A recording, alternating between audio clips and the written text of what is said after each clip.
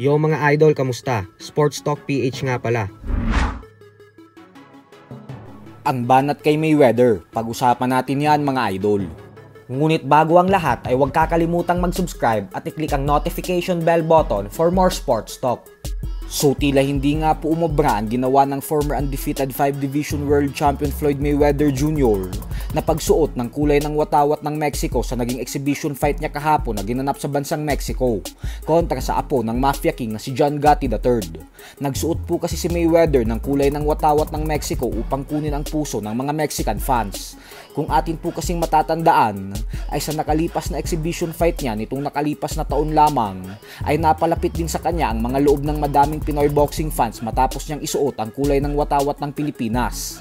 Subalit sa kasamaang palad nga po ay hindi pa din umepekto ang ginawang ito ni Mayweather sa Mexico dahil binastos at inulan pa din ito ng batikos galing sa mga Meksikano.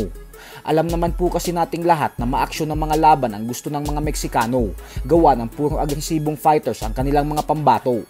Kaya naman habang lumalaban si Mayweather kahapon, ay talagang nagbuo ang mga Mexican fans, lalo na nang magdala si Floyd ng sarili niyang referee at pinatalsik ang original referee nang dahil sa hindi niya nagustuhan ang mga tawag at inaakto nito. Ayon sa mga Mexican fans ay patunay lang daw na walang tiwala si Mayweather sa Mexico dahil nagdala daw ito ng sarili niyang referee upang masigurado na hindi siya malalamangan at magugulangan. Bukod dyan ay dahil halos magkasunod lang silang lumaban ng ating pambansang kamao Manny Pacquiao sa mga exhibition fights, kaya naman muli na namang nakumpara si Floyd sa nag-iisang 8th Division World Champion ng boxing.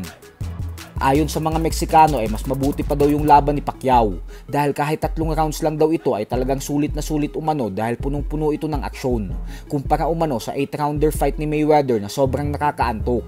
Bukod dyan ay buti pa daw yung kay Pacquiao kasi isang lehitimong fighter ang hinarap nito, habang si Mayweather naman umano ay hindi tunay na fighter ang nilabanan, kaya naman nagmukha na naman daw itong malakas. At dahil po dyan ay gusto na naman makita ng mga Meksikano na magtuos ulit sa isang exhibition fight si Pacquiao at Mayweather.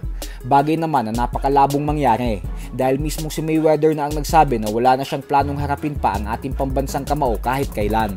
Sa kabilang banda naman mga idol ay halos isang linggo na nga lamang po ang inaantay natin at magaganap na ang laban ng current undefeated super bantamweight world champion Japanese monster Naoya Inoue, kung saan dedepensahan nito ang kanyang mga titulo sa former world champion na si TJ Duheny sa bansang Japan.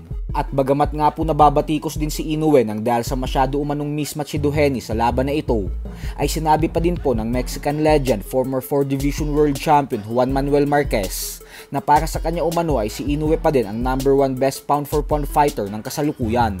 Paliwanag ni Marquez na hindi daw kasi takbuhin ang fighting style ni Inoue, tapos 2 hanggang 3 beses pa daw itong lumalaban sa loob ng 1 taon kontra sa mga dekalibreng boksingero. Dagdag pa ni Marquez na pangalawa umano para sa kanya si current WBA Junior Middleweight World Champion Terence Crawford, habang pangatlo naman daw ang 2 Division Undisputed World Champion Alexander Usyk.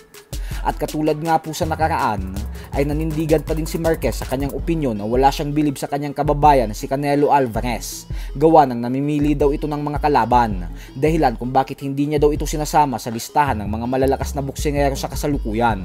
So hanggang dito na lang po muna tayo mga idol.